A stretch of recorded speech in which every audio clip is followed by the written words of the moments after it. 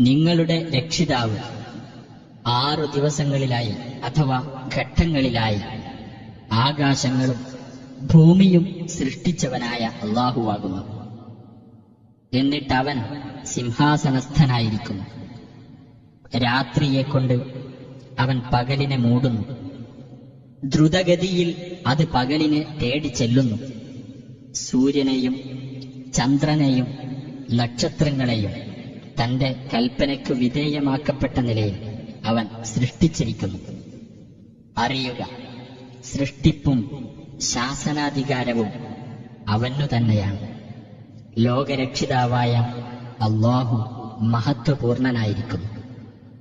താഴ്മയോടുകൂടിയും രഹസ്യമായിക്കൊണ്ടും നിങ്ങൾ നിങ്ങളുടെ രക്ഷിതാവിനോട് പ്രാർത്ഥിക്കുക. പരിധി വിട്ടുപോകുന്നവരെ അല്ലാഹു ഇഷ്ടപ്പെടുക തന്നെയില്ല. ഭൂമിയിൽ നന്മ വരുത്തിയതിനു ശേഷം നിങ്ങൾ അവിടെ